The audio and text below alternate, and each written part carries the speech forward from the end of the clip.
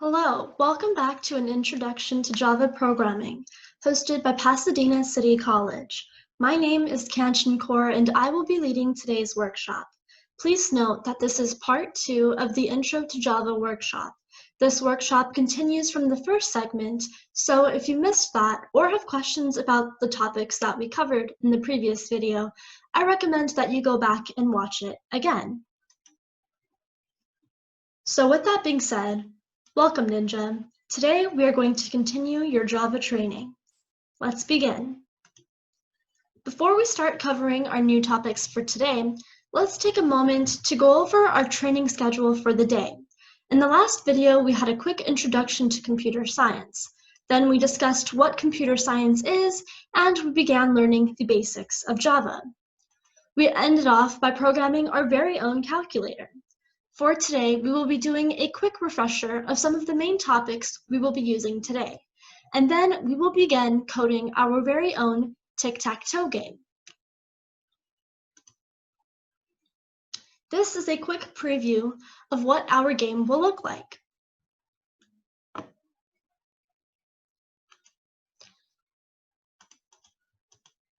Lastly, we will discuss a career in computer science and advice on how to get started. So, let's begin. In the last video, we discussed the basics. We learned about what computer science is and why it matters. We talked about what Java is and where it can be used. We covered the fundamental topics of Java, like what is an algorithm, the different operations used to construct an algorithm, for example, sequential, conditional, and iterative operations. We discussed what variables are and the different data types, as well as the rules for declaring and initializing variables. We covered the rules for assigning data and discussed arithmetic precision and mathematical operations. We also learned about input and outputs, along with the comparison and logical operators, like true or false, and or expressions. We learned about different branching mechanisms like if and else statements, along with the different types of loops. At the end, we used our understandings of these topics and created our very own calculator program. Here's a quick review of the if-else structure. Basically, if a condition is met, you can do something else. If the condition is not met, we can do a different task. For example, here we can say, if it is snowing, we want to wear boots. Else, meaning there is no snow, we will wear sneakers. We also talked about the three main types of loops, the for loop, while loop, and do while loops. For today, we will focus on the while loop and the for loop. In this picture, we have a variable hungry. While hungry has the value of true, we will keep eating. And if you are full, the value of hungry will change to false, ending the while loop, meaning you will stop eating. We will get more into these topics when we create our tic-tac-toe game. Now that we got a quick review, let's move on to our new topic for today, arrays. An array is basically a list of elements, where each element has its own data or value. For example, in this image below, we have a list of people. We have an array of size 5 because we have 5 people. Each of these people will have their own data they're holding onto. Each person is in a certain position, which we will call an index. For example, at index 3, we get the 4th person in the list, which holds the value of Caitlin. Be careful to remember that the index values start at 0 instead of 1.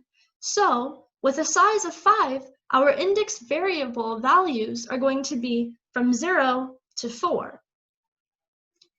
Another thing to note is that our arrays can have different dimensions. For example, this list of people is a one-dimensional array.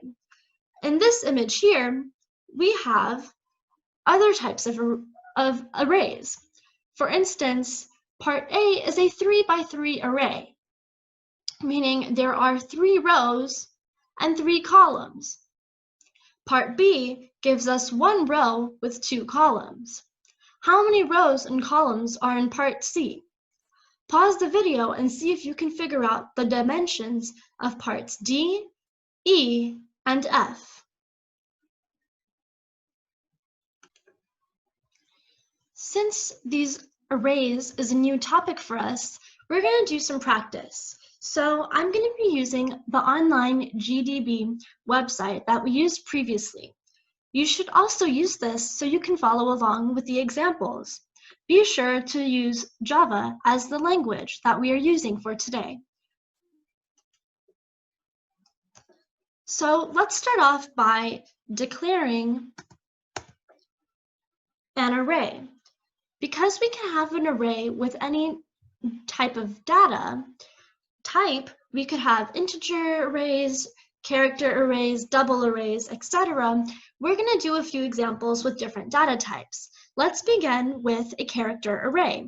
So we're going to say char for character, then we're going to have a bracket, which is just what we need to do for syntax when we're declaring an array, and we're going to call our array letters. So now if we do new char and then brackets again, this would be the syntax for declaring an array. Now we would need to establish the size of the array, otherwise it would be an error. So if we did 5 here, we would be saying that we are creating a character array called letters that is going to have a size of 5, meaning that we will have 5 elements in our array.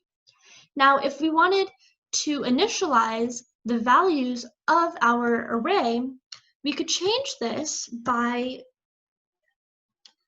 adding some braces and putting in the values for each of the elements. So we could have A, B, C, D, E, F, and G. Now, if we wanted to print this out, we would do our system.out.println, call our variable, and let's say we wanted to print out the value that is at index 4. What do you think this would print out? Well, what is the value at index 4?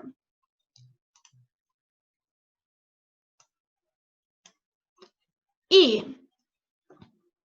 We get E because remember, our indexes start at 0. So this A is at index 0, this is index 1, index 2, index 3, and E is index 4. So therefore, we get E printed out. Now, let's try to create an array of doubles. Pause the video and try it yourself.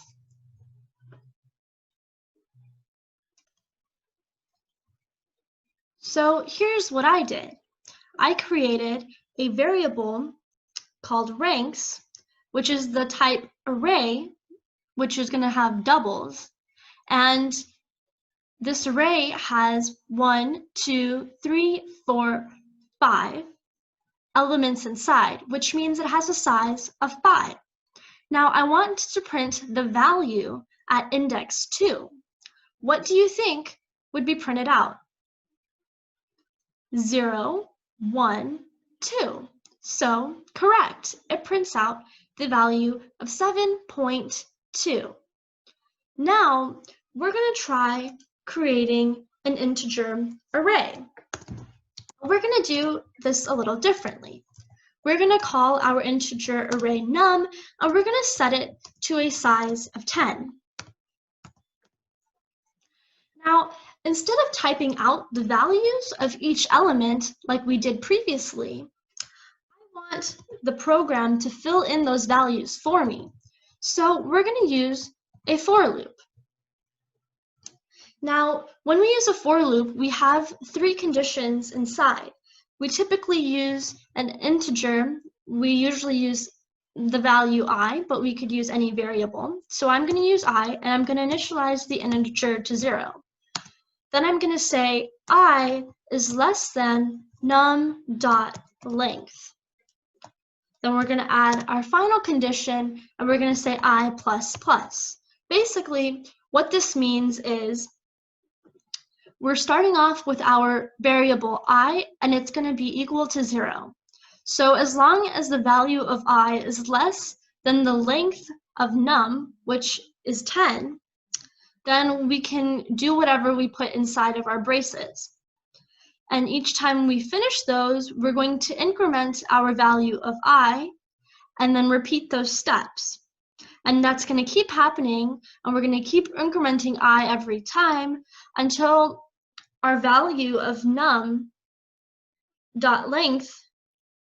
is met, in which case we are done using our for loop.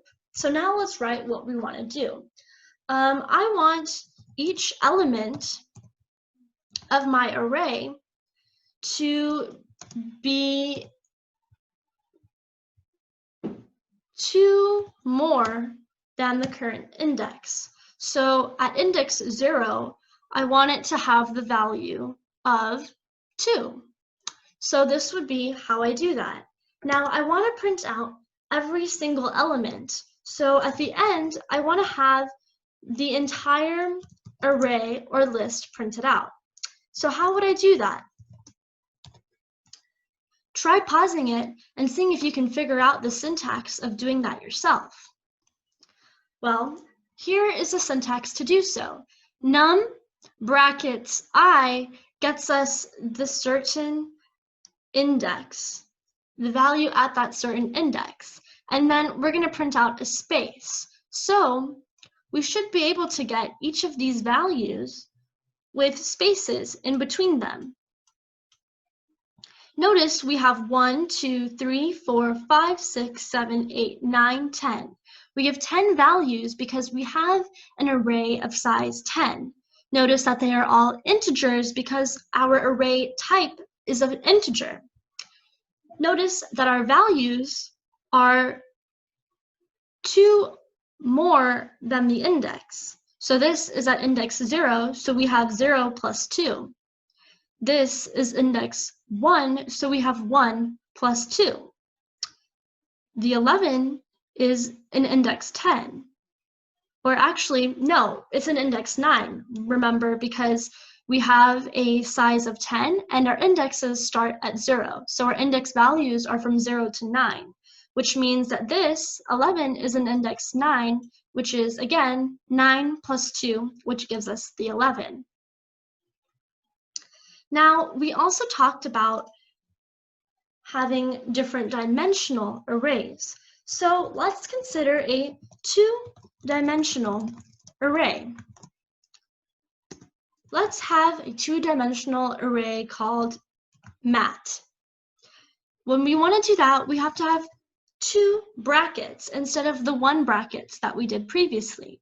So these 1 set of brackets indicated that it was a 1-dimensional array, and since we are doing a 2-dimensional array, we're going to have these 2 brackets.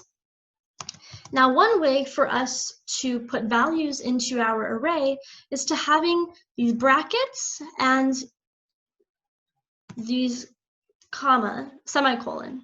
So these braces here are going to serve as our braces for our values. So we're going to have one set of values, which is going to have 1, 2, 3, and 4. Then we're going to have another brace set, which is going to hold the values of 5, 6, 7, and 8. And lastly, we're going to have another set of these braces, which is going to have the values of 9, 10, 11, and 12. Now, let's print out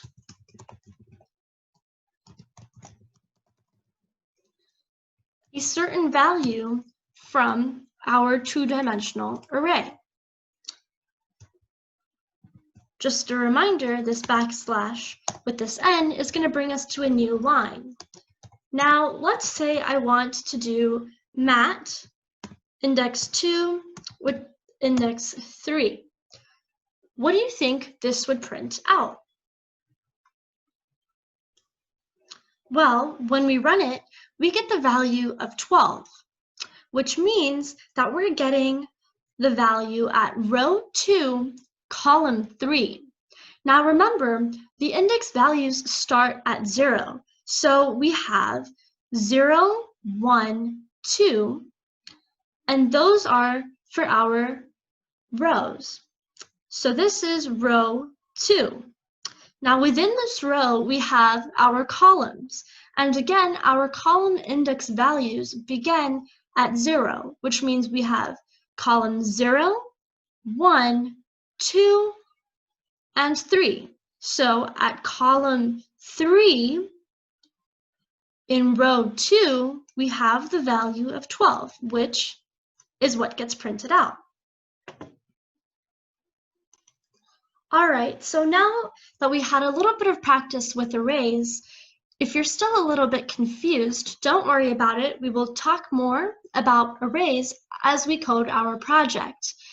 Feel free to pause the video and play around with it if you'd like, since there are a lot of really fun things to do with arrays. Now that we know the Java topics that we will be using for today, let's start by coding our project. We will be creating a tic-tac-toe game. Use the link provided here to code along with me. Be sure to select Java as the programming language. Remember, when playing tic-tac-toe, there are two players, the X and the O's. Remember, in this case, we will be using the computer as player 1, and the user, us, will be the second player. To win, we want to be able to get 3 of our symbols in a row, which means up and down, left or right, or diagonal. So let's begin. So now we are going to begin coding our tic-tac-toe game. This project is going to be a little bit more advanced than the calculator that we did in the previous segment. So if at times you're a little confused, feel free to pause so you can catch up, or rewind so you can figure out any steps that you missed. So let's begin. First, we're going to be using this import statement. Now, we talked about the imports in the previous segment, and basically, this allows us access to some other functions and classes, so we don't have to write them all from scratch, and we can just use things that have already been defined for us. So then we have our class, which is called main, and these are our braces for our class. Now, we have our main function, which is part of our class. So remember, whatever is in between these braces is part of our class. And for Java, we always want to have a main function. So now we're going to start writing. We want to create a scanner object because we want to have input within our program. And this means that we want to ask our user to input certain values, and we want to keep those values and do something with it. In this case, we're going to be asking the user to input their symbols where they want to on the board, so we can put their symbol there, and therefore we can kind of play the game of tic-tac-toe. So we're going to begin by creating a scanner variable. So here we have created a scanner called SC, and again, this is the syntax that we use when we are creating a scanner. And we also have used this public static. So this public static basically means that whatever we have written here is visible and can be called using other objects of other types. And this static here basically means that whatever we have written is associated with the class and not a specific object or instance of that class. Now, this probably does not make much sense because it is a pretty complex topic and we haven't really talked too much about that. So don't stress about that. It's just a little syntax thing, and as you learn more about Java, you'll become a little bit more familiar of what that sort of means. So now let's start by creating our board. So our board is going to have rows and columns, of course. So we will do a 3x3 board, which basically means it's going to be a multi-dimensional array. So let's declare a size.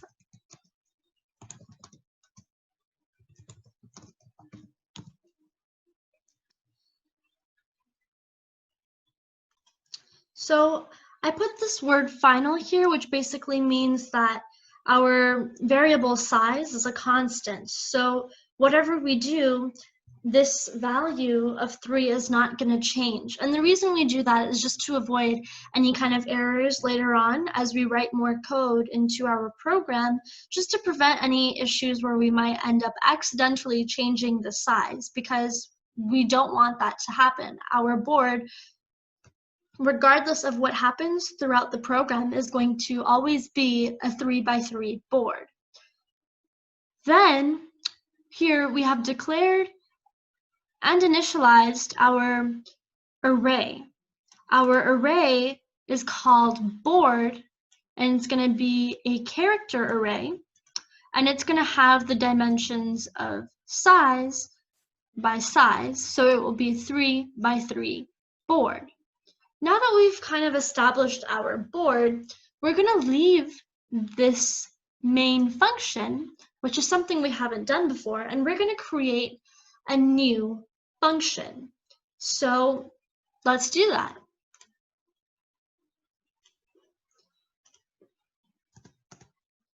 Basically, a function is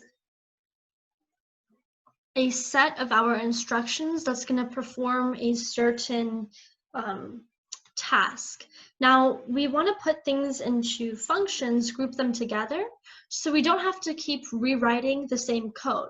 Instead, we can call the function later on and prevent us from having to repeat ourselves. It's a lot clearer and a lot easier. Now, we haven't really used a function before or written our own function, so this is going to be a little new, and you might not understand what the function is until a little bit later on when we are able to test it. But for now, let's just start writing our first function. So the first function that we will do is going to be called reset board. Now, whenever we have a function, we're going to be using these parentheses as a sort of parameter to indicate that we are using a method or a function. Now, we also have this void here, which tells us that this function is a type void, which means that we're not going to be returning anything once this function is done. Basically, when we use this function later on in our program, it's just going to reset the board for us. So it will clear off the board whatever we have placed on the board already. And that's all it does. It does not return a certain value, and therefore it is void. If we wanted to return an integer, for example, we would change this void and put the word int instead. Or if we wanted to return a boolean, we could put bool instead. So now we have our braces, which again sort of group our method together, our function together. So whatever we put in between these braces is a part of this function and this function only. So to reset the board, we're going to want to reset our rows, and then we're going to want to reset our columns. So we're going to want to go through each element of our board or our array. So how would we do that? Correct. We would use a nested for loop. So a nested for loop means that we're going to have multiple for loops. In this case, we're going to have 2 for loops, and they're going to be going through our array.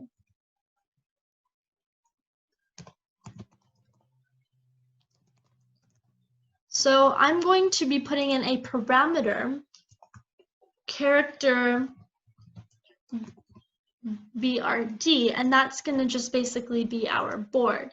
So when we call this function later, we're going to want to put the name of our board when we call it. So we would say reset board, parentheses, and then we would literally write board because that is the name of our array, and then that would reset our board array.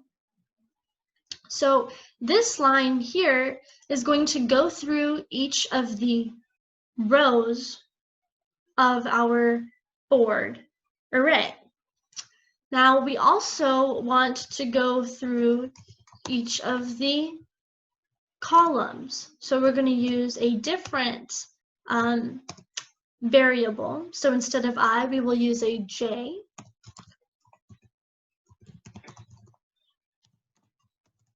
Now notice that when we do the for loop, this is the similar kind of syntax that we did previously in this video, and we have our 3 conditions. We are incrementing our variable, we are going up until the size of our array, and we are initializing the values to 0 as well. So once we do that, we're going to do something. So we are at a certain position in our board, and we want to reset it, which means that we want it to be empty. So since our array is type char for character, for that to be empty, we just want to have a space. If it's not empty, it could have an A, it could have a B, etc. So if it's empty, it's just going to be a space, and this would be I, and this would be j.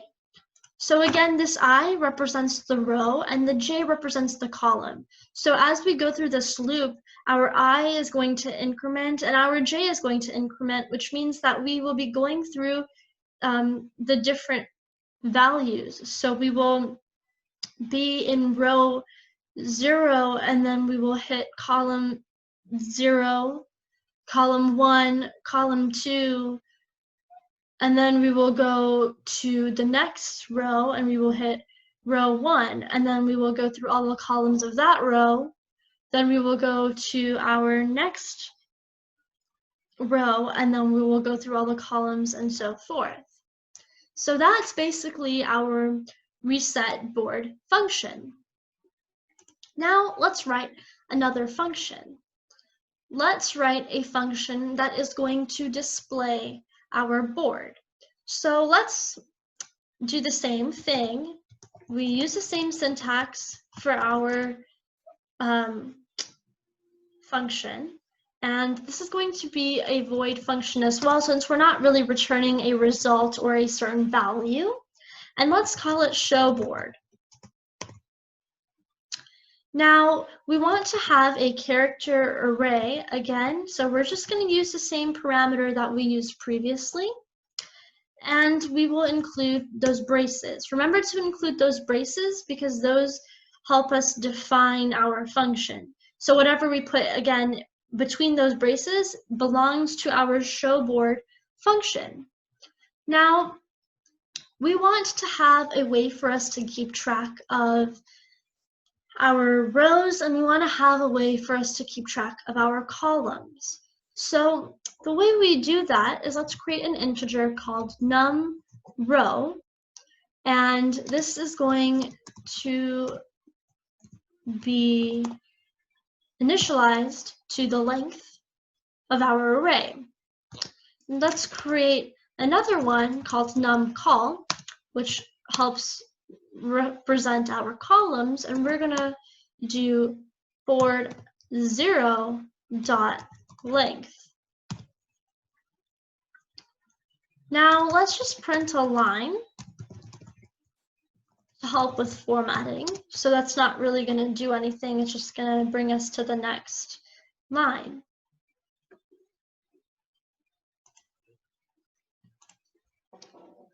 Now let's start by working on our column headers. So let's do another print statement.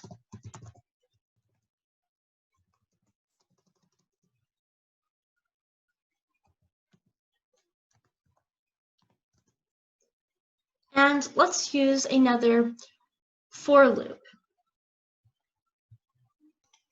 So here I've kind of filled in some of this code. Now remember, we wanted to start off by doing our column headers. So we're going to be using the numCol, which represents our columns.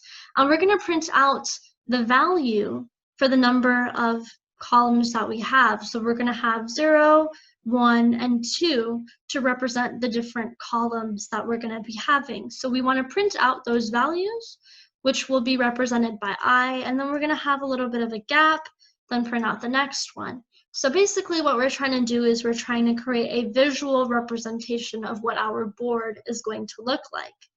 Again, this here is just for formatting purposes where we want to go to the next line. So I encourage you to, if you're a little confused, pause it, try to play around with it, and it should be a little bit more clear as we continue on.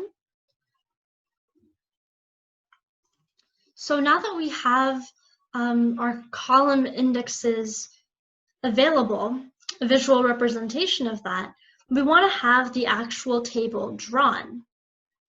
So how would we do this? We obviously want to have some sort of lines to indicate different positions and such.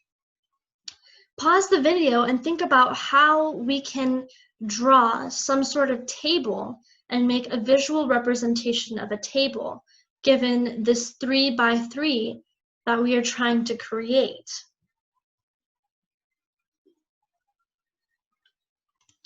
So let's begin by doing our rows. Now we're going to do the representation of our rows. So we're using the similar logic that we did previously, but instead we're going to use rows instead of our num columns. So we're going to print out the value, and then we're going to print out a little bit of space. Again, this space is just for formatting purposes, so it looks nice. I encourage you to pause the video, play around with it, make these gaps smaller and whatnot, and you can kind of see what these things mean. Since we don't have the main function and program yet, it's going to be a little bit difficult to do so. So I would suggest that you wait until the end and then you kind of go back and work on each of these functions and play around with them and run your code to see how those little changes are making differences in the output or the final result of the whole project. So this is just going to print out a line. So we're just trying to create a drawing basically of the board, and this again is just a space, and it's going to print out a space and a space at the certain position, so the certain row and column at our array or board. Now this exclamation and equal sign means not equal to. So we covered this in the first video, but just a refresher, this is saying if j does not equal 0, then we're going to print out this line. And we're going to do that every time after that because j is initially 0, and then after that it's going to keep incrementing. So I just added this print ln statement again. So again, this is just for our formatting purposes. It's not really going to make a huge difference in terms of our code. So now we're going to do some more formatting stuff. Now this isn't really going to make a lot of sense because we don't have a really good understanding of what this table is really going to look like yet. So just follow along right now, and then very shortly we will test this function so you'll be able to see the table that we just created and what each of these things actually means. So let's do that. So I just went ahead and kind of filled this in. So I suggest that you kind of just write this down. Basically, this is where we had left off. So we just added another line, and this is basically just going to add some pluses and dash marks, so and some gaps. And again, this is some if logic, which goes back to the if-else statements and the logic behind those, as well as the for loops that we're using. Here we're using our columns again. And again, what we're basically just trying to do is create the actual representation of our board. So now we are officially done with this function. So we have created a function that is able to draw us a board. So if we go into our main function, which is what we have at the very top, now we can type this line called show board, which is the name of our function, and then we use these parentheses and we put the word board inside. Now this board is the name of our variable, and it's basically the parameter, which means we want to show the board of this variable, of this array. So when we run this, we will be able to see what we created. And see what we did, we just created the visual representation of our board. So this is our board right here, and we have these different positions now within our board, and we have these 0, 1, and 2 to indicate the rows and column index values. So here is the full show board function.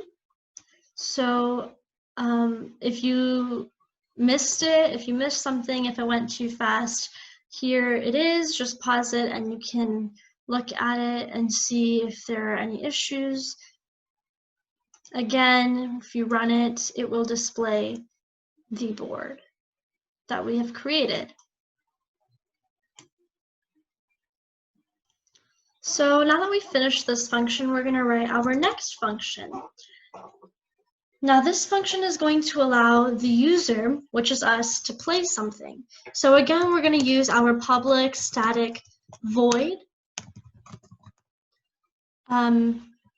syntax, and we're going to call our function user play because it represents the user being able to play. Now we're going to have the same parameter of our board array, and we're also going to create another parameter, and let's just do this.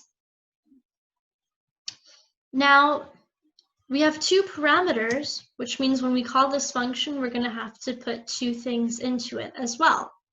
So we're going to start off by having a print statement which tells the user what we want to know. So we want to ask the user to enter the row and column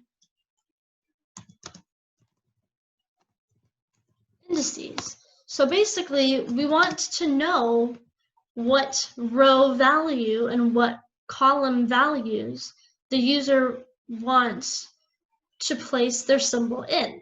So that way we can kind of see using our board here, if the user wants to go into